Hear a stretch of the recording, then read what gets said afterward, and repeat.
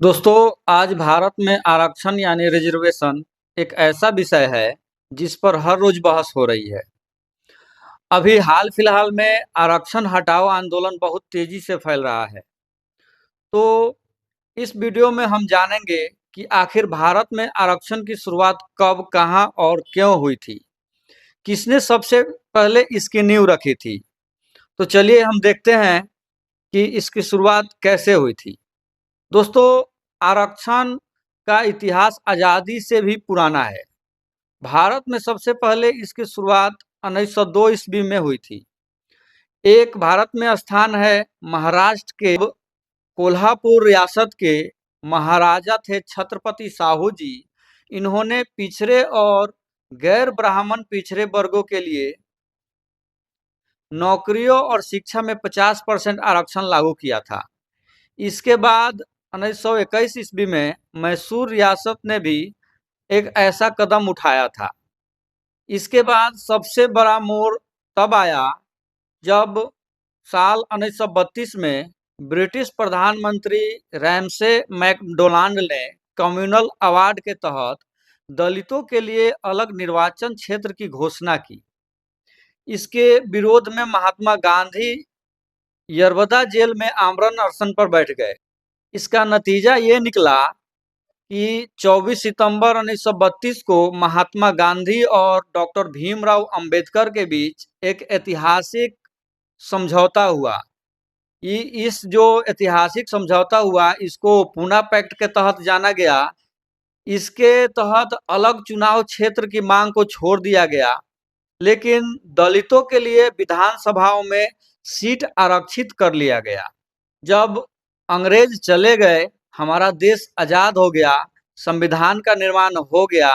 तो जब संविधान लागू हुआ 26 जनवरी 1950 को, तो इसमें सामाजिक और शैक्षणिक रूप से जो पिछड़े वर्ग थे, पिछड़े समुदाय थे, उनको आगे लाने के लिए आरक्षण का प्रावधान संविधान में किया गया।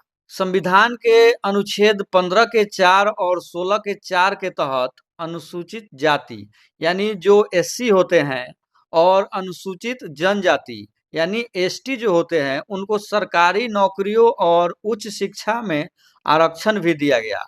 शुरुआत में संसद और विधानसभाओं में यह राजनीतिक आरक्षण केवल 10 वर्षों के लिए रखा गया था, जिसे हर 10 साल बाद समीक्षा करके आगे बढ़ाया जाता रहा।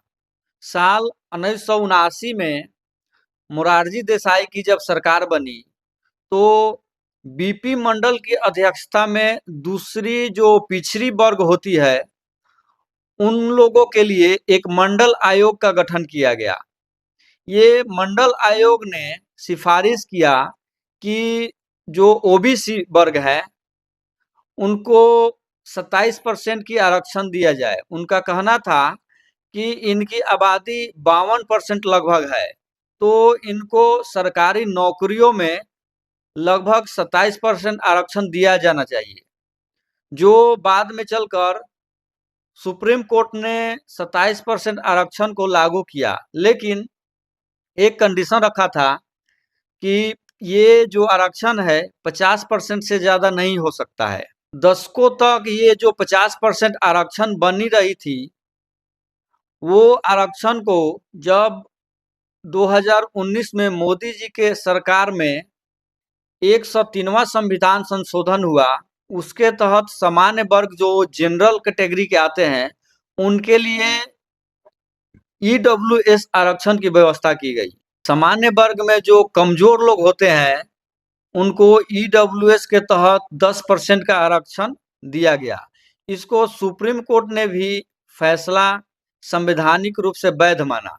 तो ये आरक्षण पे एक छोटा सा वीडियो था। आप लोगों को अगर ये अच्छा लगा हो तो वीडियो को शेयर करें। चलिए, थैंक यू।